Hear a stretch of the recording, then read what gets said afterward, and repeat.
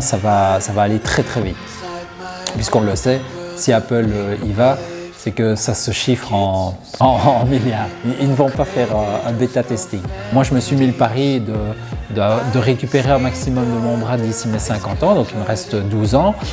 Je me suis dit, ça n'a pas évolué beaucoup en 20 ans, il faut que je trouve aussi un moyen pour aider les chirurgiens à avancer plus vite. Comme toute bonne personne, tu as dû choisir entre la pilule bleue ou la pilule rose.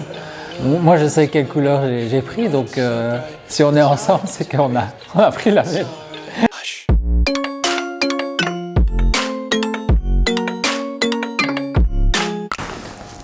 Bonjour, je m'appelle Jean-Marc Decker, je suis le fondateur de Nearly. Nearly, c'est une société que j'ai créée en 2015 qui a pour but en fait de virtualiser les bâtiments qui ne sont pas encore créés et donc de permettre aux clients de visiter le bâtiment comme s'il existait avec la capacité de changer le parquet, changer la cuisine, mais tout ça comme si en fait le bâtiment était construit.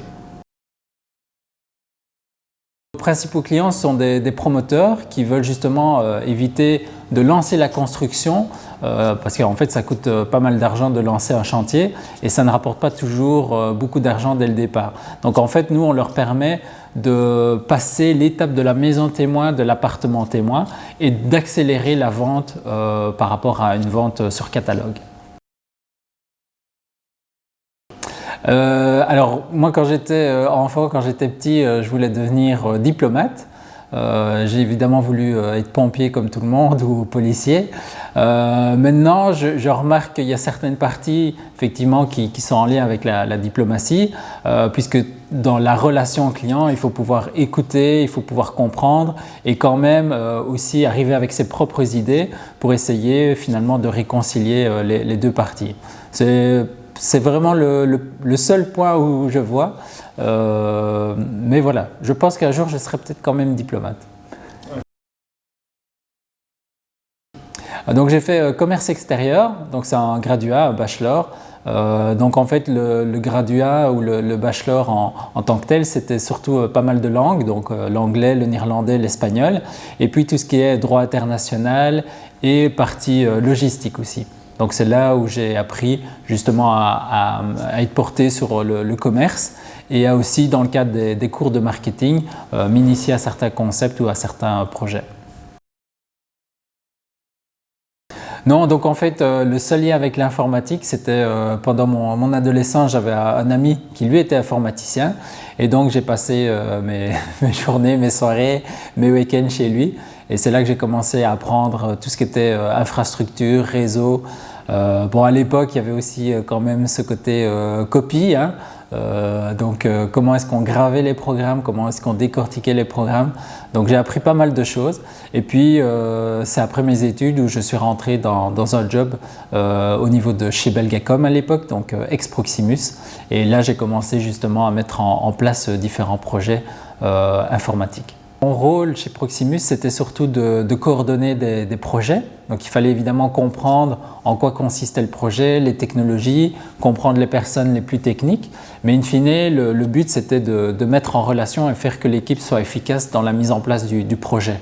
Donc à l'époque, ce n'était pas rentrer dans le code, rentrer dans la technologie en tant que telle, mais surtout s'assurer qu'il y avait un bon lien entre la technologie utilisée et ce que le client demandait. C'est toujours un peu l'œuf et la poule. Est-ce que c'est la technique qui prend le pas sur le business ou le business qui prend le pas sur la technique? Moi évidemment, mon but est que la technologie réponde aux besoins business et donc c'est toujours le business du client, les explications, la demande du client qui va driver le choix de la technologie. Alors c'est sûr que pour la mise en place de la réalité virtuelle, j'ai dû aussi faire confiance à des personnes qui étaient plus techniques que moi, comme elles ont dû me faire confiance dans ma vision et dans le fait que utiliser cette technologie pour ce besoin client pouvait nous permettre d'avoir un emploi et de gagner notre vie. Donc c'est vrai que Nearly, la société, je l'ai créée en 2015, mais le nom en tant que tel, je l'avais déjà créé en 2007. Et ça avait commencé justement après les études, hein, ça faisait 2 ans que je travaillais. J'avais commencé à créer des petits projets à gauche à droite pour la famille. Alors parfois c'était un concept de t-shirt, un concept de soirée pour un anniversaire. J'ai créé mes propres concepts back in the 90s, avant que le concept n'ait été déposé. Et donc en fait Nearly à la base c'est ça, c'est simplement de mettre à profit la technologie, que ce soit graphique, 3D ou simplement programme de type Microsoft, pour pouvoir créer des choses intéressantes dans la vie.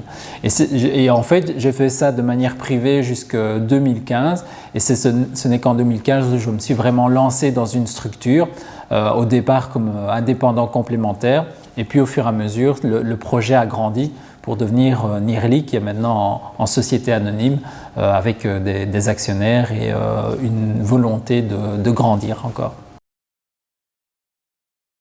J'avais construit ma propre maison où en fait, malgré toutes les réunions avec l'architecte, la compréhension, les explications, je suis arrivé devant ma grande baie vitrée et je me suis rendu compte que ce n'était pas du tout ça que j'avais rêvé.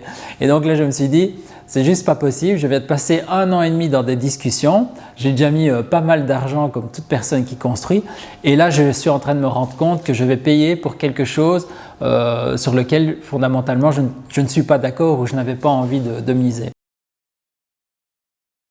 Moi je considère que voilà, il y a assez de possibilités sur la Terre vu le nombre de personnes qu'on est, le nombre de métiers, le nombre de pays, qu'il ne faut pas forcer les choses. Et donc moi je suis beaucoup plus sur des discussions pour savoir quelles sont les inspirations de la personne, quelle est sa véritable passion, pour voir s'il y a un match assez naturellement entre ce qu'elle veut faire et ce que l'entreprise ou ce que le projet veut faire. Donc chaque fois, ce sont des discussions. Évidemment, le CV ou le parcours va aider pour prendre des raccourcis, pour ne pas qu'on parle voilà, 3-4 heures ou voire des journées. Mais fondamentalement, les questions sur lesquelles je me tourne surtout, c'est qu'est-ce qui te motive, qu'est-ce qui te fait avancer dans la vie et qu'est-ce qui te prend comme énergie. Oui, donc c'est vrai qu'avec du recul, je pense que je n'irai pas dans l'aventure seul. Ça peut paraître peut-être paradoxal, mais c'est vrai qu'il y a plusieurs enseignements qui moi me sautent aux yeux maintenant après 6 ans. C'est que tout d'abord, simplement pour les investisseurs, le fait d'être tout seul, c'est pas bon. Alors c'est pas bon pourquoi? C'est très simple. Si moi je meurs, le projet, il est porté par qui? Par personne. Il ne va pas être porté par mon épouse, mes enfants sont trop petits. Donc en tant que tel, le projet s'arrête. Si on est 2, 3, 4, évidemment, vous comprenez que le projet est porté par d'autres personnes si l'une ou l'autre chose arrive. Derrière, par contre, c'est vrai que ça peut être par contre un avantage d'être seul puisque sur certaines décisions, je peux aller beaucoup plus vite, beaucoup plus rapidement. Il y a moins de discussions, même si j'essayais de me stimuler pour poser des actes intelligents, de discuter avec des personnes externes. Mais c'est vrai que dans les premiers mois, on est allé beaucoup plus vite que certains concurrents parce qu'avec du recul, il y avait cette capacité de décider de manière unilatérale. C'est vrai que c'est toujours un choix aussi de l'entrepreneur de se dire si je fais rentrer, si j'ai besoin d'argent et que je ne sais pas moi-même trouver cet argent, finalement je brade ou en tout cas j'échange une partie de la liberté, une partie aussi des futurs bénéfices de l'entreprise contre cet argent. Évidemment, moi mon but ce n'était pas de dire j'ai besoin d'argent pour Nearly, mais d'avoir aussi des personnes motivées. Donc dans mon cas, les administrateurs au sein de Nearly sont des personnes qui ont aussi un intérêt pour le projet, qui ne sont pas là juste dans une gestion financière ou administrative. Et c'est ça qui rend la relation importante au sein du conseil d'administration. Le fait veut qu'aujourd'hui il y a un conseil d'administration. Voilà, on est en tout cas en mesure d'aborder des sujets faciles mais aussi difficiles parce qu'in fine, on est tous autour du même projet et on veut tous qu'ils réussissent tout simplement. Alors au niveau de la détention des parts, comme au départ je suis le seul fondateur, j'ai 100%. Et puis en fait, en fonction de la valorisation et de l'entrée dans le capital des actionnaires, il va y avoir une certaine partie des actions qui vont diminuer en contrepartie de l'argent investi par les autres actionnaires.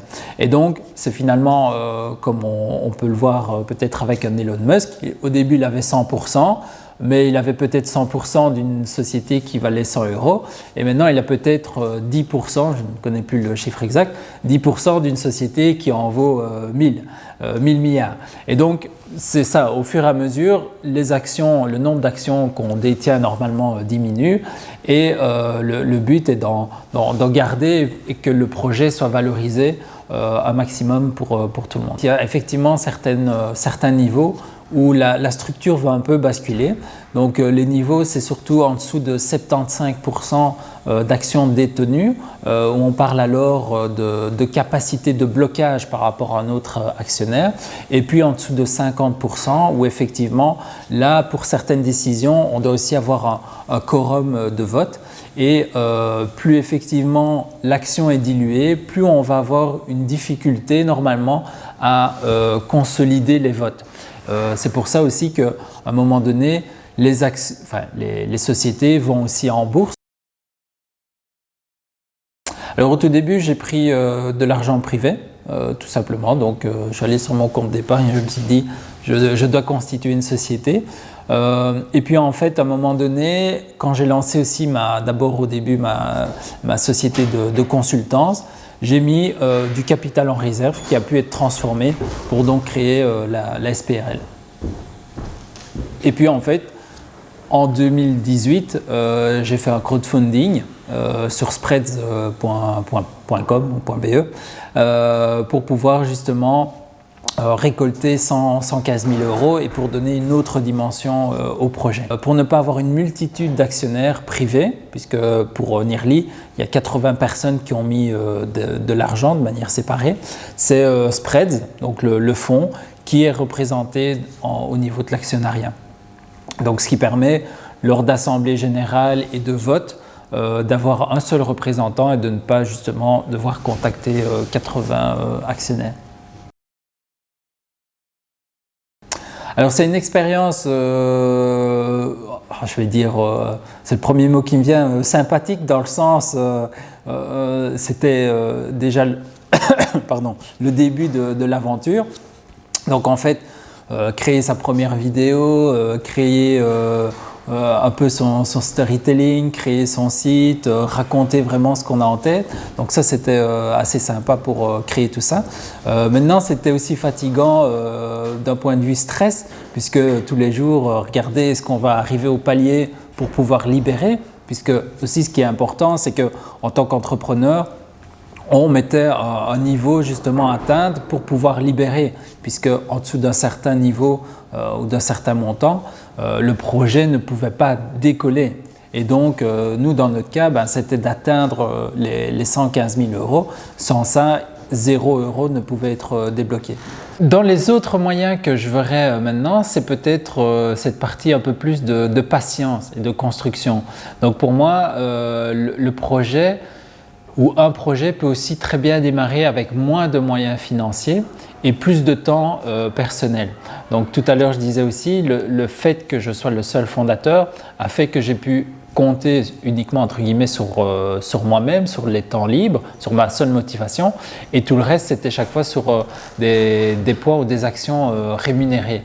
Par contre, je pense qu'il y a des projets qui auraient peut-être plutôt le mérite d'être construits d'abord en équipe, d'être testés, d'avancer petit à petit et puis seulement d'aller directement vers des B-Angel où là en fait on peut très bien lever des moyens aussi très conséquents sans nécessairement devoir passer par une campagne qui prend aussi beaucoup de temps et qui peut durer justement plusieurs mois.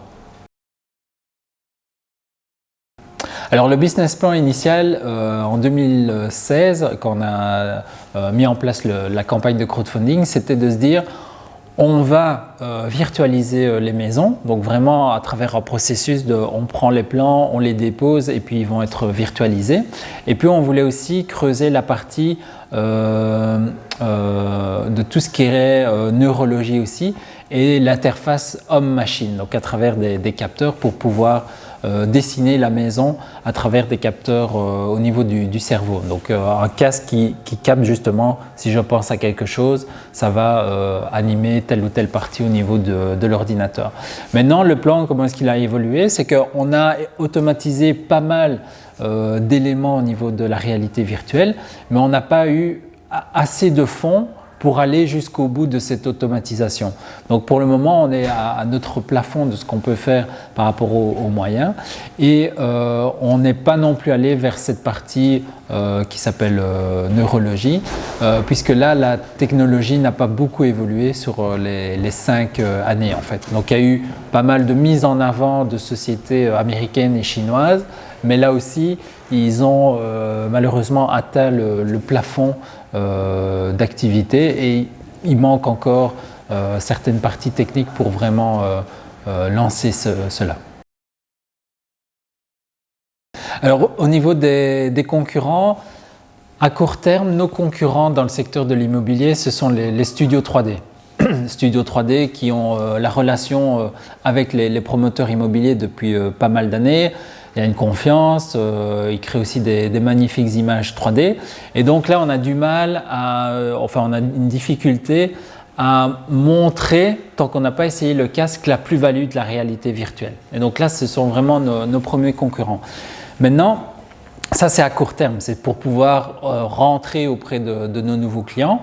Par contre, au moyen terme, nos vrais concurrents, ce sont les fabricants de software, ceux qui permettent de virtualiser les choses, de créer de la 3D au niveau aussi de tout ce qui est lien avec par exemple Unity, Unreal. Donc ce sont plutôt les gros studios de création, puisque in fine, nous, notre but c'est de créer cette plateforme vraiment automatisée qui permettra à chacun et chacune, chaque promoteur de déposer ses plans d'architecte et de les voir directement en réalité virtuelle et d'interagir avec ceux-ci.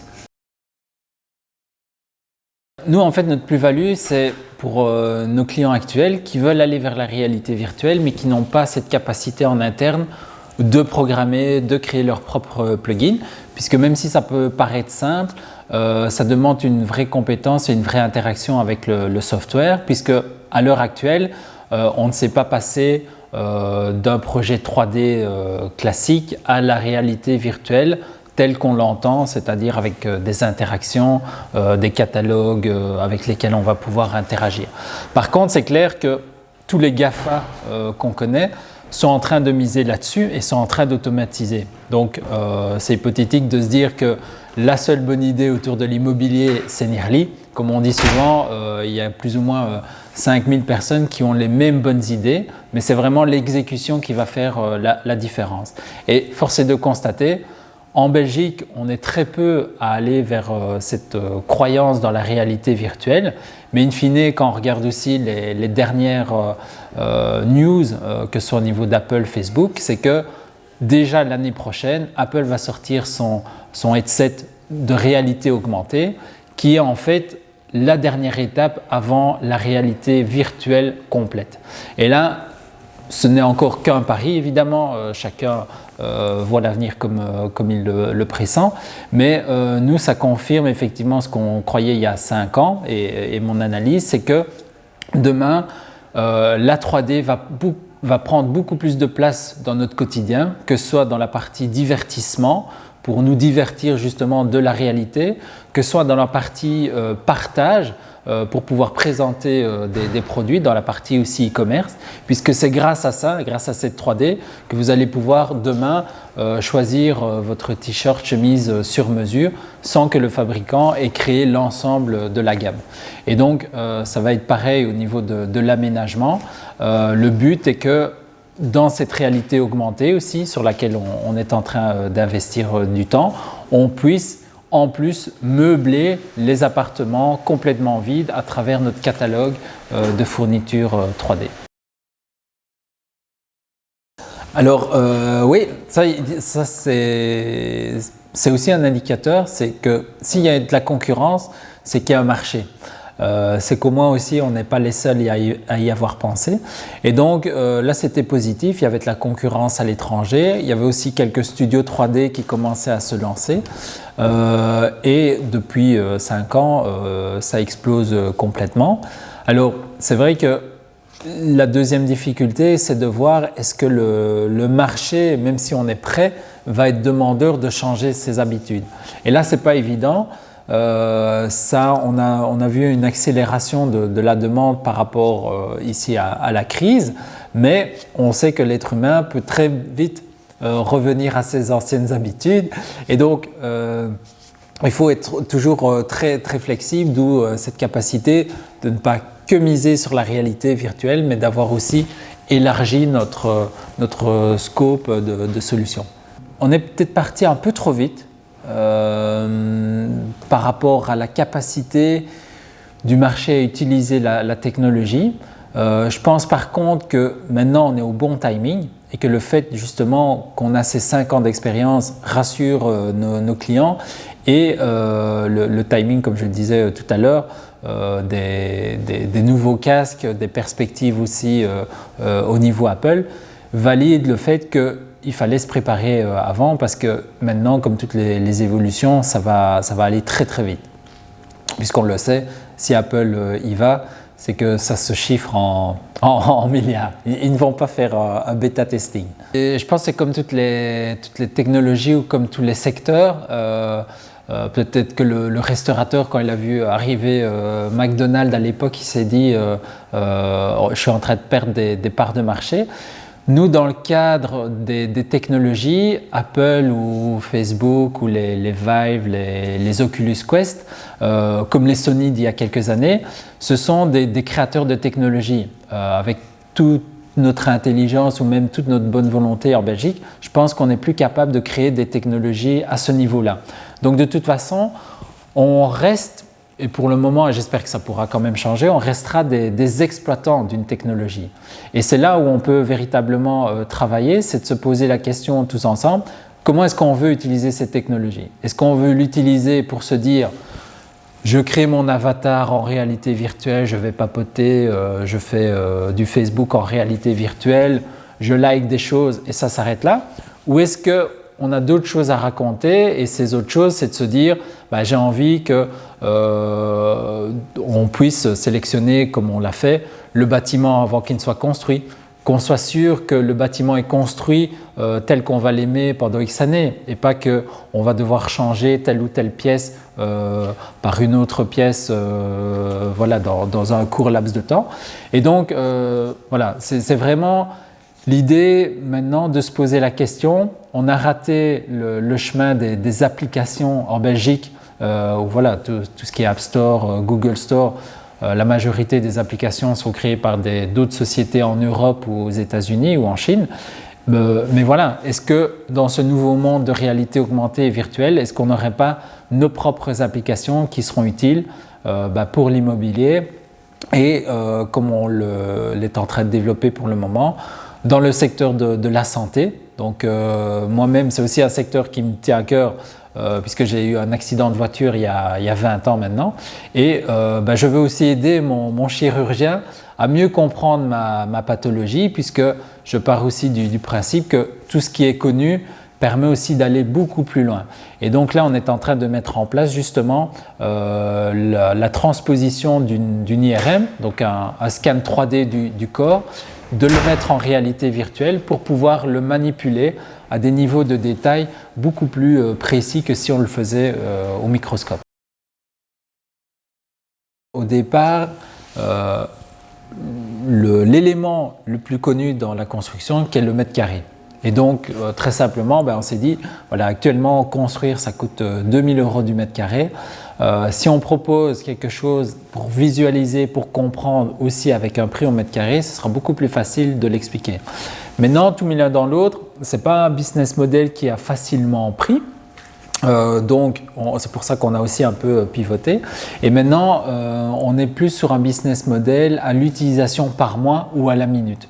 Parce qu'in fine, Ça va permettre aussi aux promoteurs ou aux clients de pouvoir mesurer concrètement combien est-ce que ça lui coûte au niveau de cette transformation du lead en prospect versus le temps qu'il y consacre. Et donc, c'est vraiment le modèle comme on appelle as a service qu'on connaît dans les télécoms, dans les abonnements. Oui, donc ici, c'est vrai qu'avec la crise du Covid, ça nous a demandé de nous poser et diminuer, je vais dire, ou de nous recentrer sur l'essentiel. C'est-à-dire, c'est quoi l'essentiel pour une entreprise? C'est d'arriver à passer le cap du bilan. Donc, cette année, on a pas mal diminué les frais et on s'est aussi focalisé sur si demain on ne retourne pas dans une interaction physique, qu'est-ce qu'on peut encore représenter comme plus-value? Et donc en fait on a développé pas mal de modules en web, donc que ce soit des configurateurs web avec cette capacité aussi de changer. Et on est allé aussi ici jusqu'au web streaming qui permet à nos clients non pas de télécharger l'application, mais comme une vidéo Netflix, de visualiser uniquement la partie de l'application que l'on veut voir. Donc depuis maintenant 15 jours, nos clients peuvent visiter des appartements et payer à la minute plutôt que de télécharger toute l'application. Le point positif est évidemment que on va choisir en fonction de si on a accès à de la 3G, 4G ou de la 5G, comme on va choisir si on est en Full HD ou si on est vraiment au minimum. La partie intéressante, c'est que contrairement au streaming classique dans une vidéo, c'est qu'ici on peut interagir avec. Et donc vous allez pouvoir aussi changer le sol. Et donc, je pense que vous me suivez, demain ce principe-là, c'est vous allez choisir que votre acteur est telle ou telle personne. Et vous n'allez plus savoir si vous êtes en train de regarder le film que votre réalisateur préféré a créé ou si c'est vous qui êtes en train de le réaliser. Et donc, on peut le croire ou ne pas le croire, mais quand on regarde toutes les roadmaps technologiques et ce qu'on connaît maintenant, je serais curieux qu'on refasse l'interview dans 5 à 10 ans parce que réellement, ce qu'on voit dans Ready Player One, qui est un film sur la réalité virtuelle, il y a cette dimension un peu catastrophique, sociétale, mais dans les technologies et dans ce côté immersion, on n'en est pas très loin, surtout qu'il y a aussi des technologies qu'on appelle maintenant haptiques qui vont permettre de ressentir véritablement les matières. Et de nouveau, c'est pas demain, ces gants sont déjà utiles, on peut déjà les commander dès maintenant. C'est juste qu'il y a toujours 3, 4, 5, 8 ans, 10 ans de différence entre ceux qui maîtrisent la technologie et puis l'adoption par le marché, par vous et moi, de manière massive. Et puis il y a tout l'aspect formation aussi. Des formations où on entend souvent c'est difficile de donner accès à quelqu'un de très junior une machine hyper dangereuse ou une machine très coûteuse. Là aussi, ce n'est pas encore la réalité, mais on peut au moins donner un avant-goût de dire le travail de menuisier, ça peut t'intéresser, c'est dangereux, mais entraîne-toi. Vois si tu aimes déjà manipuler, créer des choses. Pareil sur l'électricité. Bref, tout ce qu'on connaît et qu'on ne mettrait pas nécessairement dans les mains des jeunes enfants et qui fait, je pense, qu'on se retrouve aussi à un moment donné avec beaucoup de personnes qui se détournent de certains métiers parce qu'on ne les a pas mis assez en relation dès le plus jeune âge. C'est pour moi l'offre et la demande. Oui, donc moi je gère donc toujours Nearly. Maintenant j'ai créé aussi une deuxième société qui s'appelle Alpine. Donc Alpine, le but c'est de mettre mes capacités de consultance et tout ce que j'ai vécu depuis ici 15 ans, donc y compris Nearly, dans des activités pour aider les directeurs de sociétés à mieux voir la transformation digitale. Parce que justement, les grandes sociétés ont très rarement cette capacité de pouvoir se tromper. Or, c'est ça aussi que je veux mettre en avant, c'est que en mettant des petits projets en place sous forme d'un nouveau département, sous forme de proof of concept ou avec une petite équipe test, on peut dynamiser sa propre société et montrer que la maison mère peut aussi innover. Dans mes autres projets, il y a aussi la partie plutôt pédagogie. Donc, je suis actif au niveau de l'Assemblée générale d'Elmo. Donc, c'est la haute école Mozane, ici à Liège. Il ne faut pas dénigrer les GAFA ou les grosses sociétés américaines sur ce qu'ils font, mais plutôt se poser la question, comment est-ce qu'ils arrivent à capter l'attention là où moi ou nous, la société, n'avons pas droit au chapitre. Et donc c'est ça aussi que j'essaye d'apporter comme message au niveau des formations, c'est que n'essayez pas de vous battre en frontal avec ce qui a été créé depuis des années, avec des personnes intelligentes, des équipes parfois pharaoniques et des moyens qu'on n'aura jamais ici, mais posez-vous la question, pourquoi ou comment est-ce que je peux aussi moi jouer ou participer à ces 24 heures de cette personne-là qui pour le moment n'a pas envie de me regarder mais a plutôt envie de regarder l'autre occupation. On est parti, voilà, Titanic ça durait 3h30, on est passé à des films d'1h30, on passe maintenant à des séries de 45-50 minutes et ce qu'on voit encore maintenant c'est qu'on est en train de diminuer et qu'on arrive à des 20 minutes. Pourquoi? Parce qu'à l'autre extrême, ce qui fonctionne très bien, ce sont des vidéos de 15 secondes, 30 secondes, 45 secondes. Et donc, c'est pareil, même au niveau de l'expérience client, c'est que c'est hypothétique de se dire qu'une personne, même pour acheter son bien, va venir passer l'après-midi assise, juste à discuter. On est dans un mode hyper actif. Et donc, il vaut mieux mettre d'abord, par exemple, la maquette en 3D à disposition de la personne, qu'elle puisse la regarder une fois, 3 fois chez elle, et puis seulement rentrer en communication avec elle pour vraiment peaufiner le projet. Et donc, nous, et moi en premier, je crois fort en cette capacité de rediviser le parcours client pour des choses beaucoup plus simples et beaucoup plus efficaces dans la relation commerciale. Souvent on dit, on entend « moi je suis très visuel », mais non, l'être humain est très visuel, c'est comme ça qu'il communiquait. Et donc, même ce laps de temps de notre vie par rapport à l'évolution de l'être humain, on est toujours dans cette évolution du cerveau où on est habitué à utiliser nos yeux pour juger. Et on est moins dans ce côté rationnel qu'on peut avoir depuis quelques années à travers des études très longues, des concepts très théoriques. Et donc, basiquement, on reste quand même en tant qu'être humain sur le côté manger ou se faire manger. Et donc, on passe beaucoup par justement cette capacité à juger avec nos yeux et à le comprendre. Ce qui m'a aidé, donc moi j'ai eu au tout début une réflexion avec la SPI, donc un acteur économique ici sur la région de Liège, qui m'a permis en fait de faire tout un canevas sur ce que je voulais atteindre, la solution. Donc ça m'a permis de décortiquer, de voir si le business plan avait du sens. Derrière, dans les autres outils, une fois que j'avais pu attirer certains investisseurs privés, on a été aussi soutenu par la SRIW via Wing Digital. Et puis dernièrement, pour nous aider à accélérer, on a été soutenu par Digital Attraction, donc dans son programme aussi Scale Up. Donc ça, ce sont principalement… On n'est pas bon tout le temps sur tout et n'importe quoi et que malgré toutes les formations, on peut devenir bon. Non, je pense que c'est ça le défi de la société en tant que telle, ou de la communauté, c'est de se dire essayons de mettre en place une vie dans laquelle chacun peut trouver sa place et de par ses capacités, créer le plus de valeur pour la société. Les premiers outils, je pense, c'est tout ce qui est le passé. Donc, ce n'est qu'une fois qu'on a passé certaines étapes qu'on peut regarder dans le miroir et de se dire tiens, ça j'ai bien fait, ça j'ai pas bien fait. Poser des questions, ça je pense c'est hyper important. Rester ouvert à la critique. La plupart des critiques, je pense, sont positives. Tout le monde a envie d'être heureux normalement. Il y a rarement des personnes qui sont vraiment là pour détruire, je veux dire, les gens.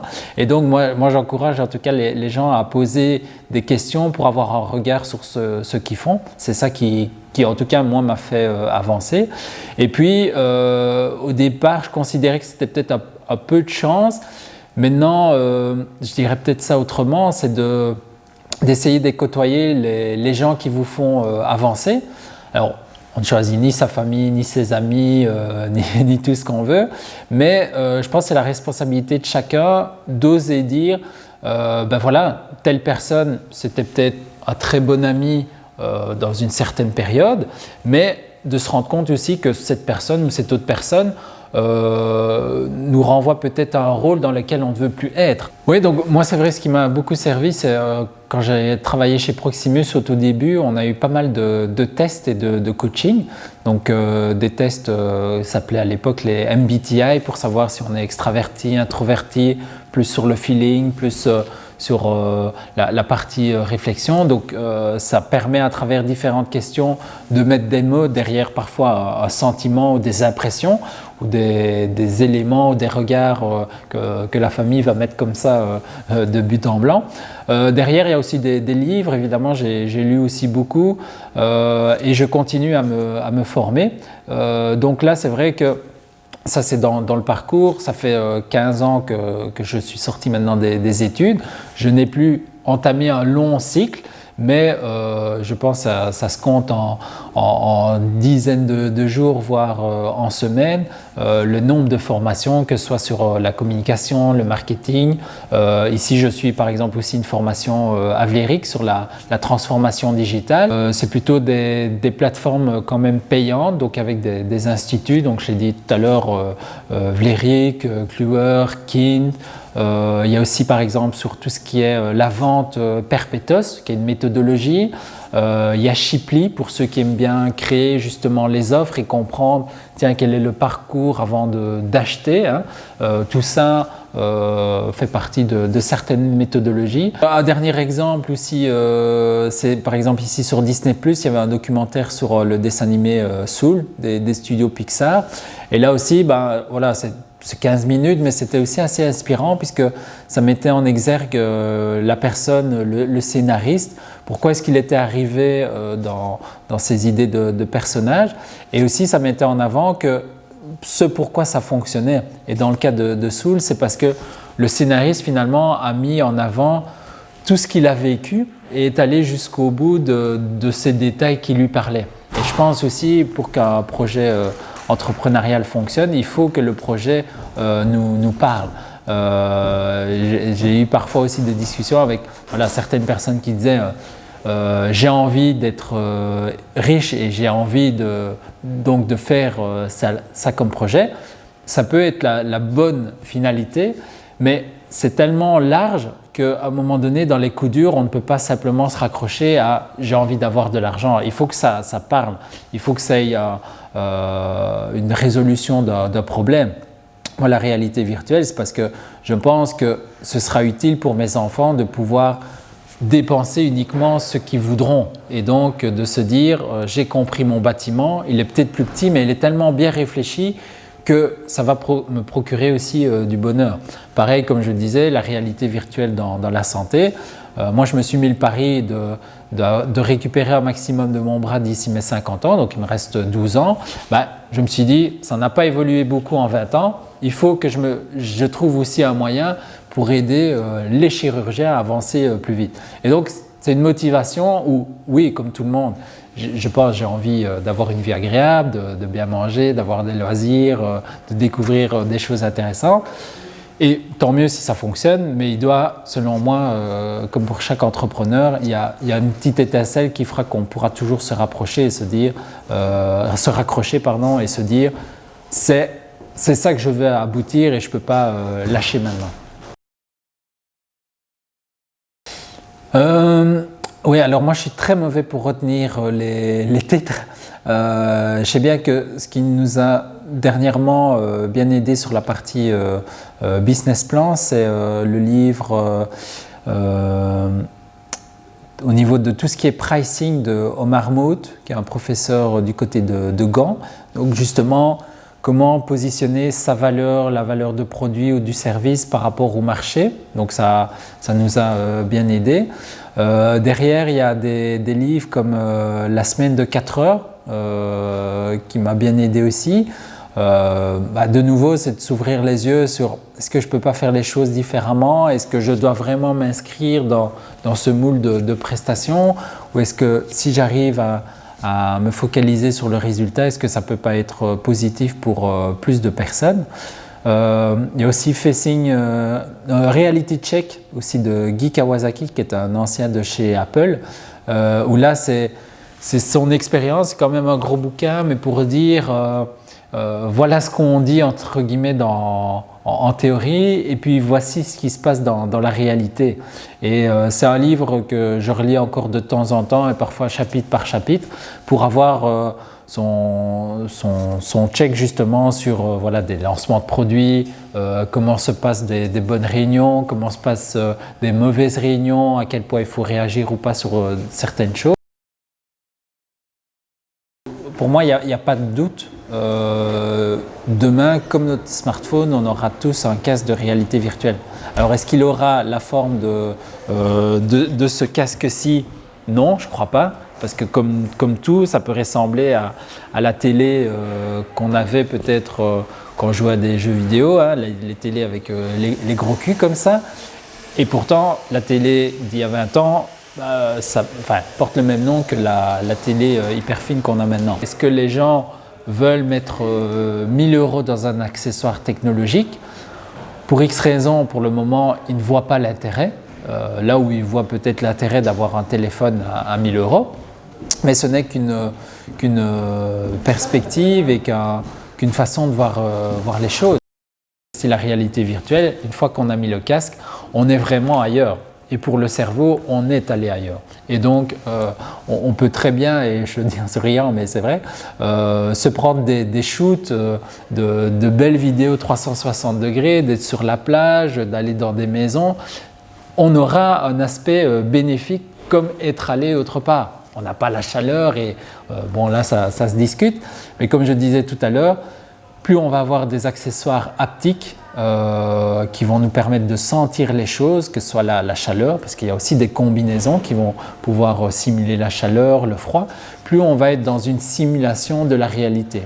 Et donc la fiction rattrapera peut-être la réalité et inversement. Comme toute bonne personne, tu as dû choisir entre la pilule bleue ou la pilule rose. Moi, je sais quelle couleur j'ai pris, donc si on est ensemble, c'est qu'on a pris la même pilule dans la matrice. Non, mais je pense que on ne le saura jamais, ça devient philosophique, mais je pense en tout cas que l'important, enfin en tout cas pour moi, c'est de se dire est-ce que ce que je fais peut avoir une plus-value pour la société. Tous discutent, hein, ça reste quand même des casques de haute technologie, il y a des matériaux, le recyclage n'est pas encore parfait. Mais je pense que c'est aussi important, dans une certaine mesure, de développer des perspectives d'évolution et de se dire que de virtualiser le monde ou certaines expériences, ça peut aussi être salvatrice pour notre société, d'avoir aussi une compréhension de comment était le monde avant et comment est-ce qu'il a évolué. Avant l'interview, j'étais aussi au fort de Boncel, qui est un fort qui a été utilisé pendant la guerre. Et pour X raisons, même tous ces monuments historiques ou toute cette période ont très peu été racontés. Je ne sais pas vous, mais la guerre, moi je ne la vois ou je ne l'ai vue qu'il y a quelques années à travers des reportages sur la RTBF, des documentaires sur Arte, mais ça reste quand même des choses très peu compréhensibles pour notre génération. Or, de nouveau, comme tous les bâtiments, toutes les villes, si on ne sait pas, par exemple ici, c'était une ancienne fabrique de tabac, ça aurait aussi du sens d'expliquer un peu plus dans le détail quelle était l'économie d'avant. Pourquoi ça avait du sens cette économie du tabac? Pourquoi est-ce que c'était vu peut-être moins nocivement que à l'heure actuelle? Et donc la réalité virtuelle peut justement aider à plonger dans ce passé et, comme je le disais tout à l'heure, véritablement vivre l'expérience pour qu'elle soit compréhensible et pas simplement racontée. You start, comme I speak English, ça me dit tu commences. Donc je pense ça c'est hyper important. J'avoue je ne connaissais pas, mais en tout cas je trouve que c'est très important à notre époque d'avoir des médias comme vous ou des entreprises, je ne sais pas comment on peut nommer ça, mais qui aident justement à y voir un peu plus clair. Je pense aussi que la société a besoin d'entrepreneurs parce qu'il y a pas mal de défis et le terreau ou le terrain en tout cas est fertile. Il y a beaucoup moins ce mythe de l'entreprise qui n'a pas le droit de rater, puisque ça aussi, hein, il faut pouvoir l'entendre et pouvoir y penser. Ça reste des projets et donc des projets ça s'arrête, ça se booste ou ça change de direction. Et donc j'encourage effectivement à démarrer. Donc You Start, je pense c'est le principal. Il faut commencer pour pouvoir y arriver, quoi.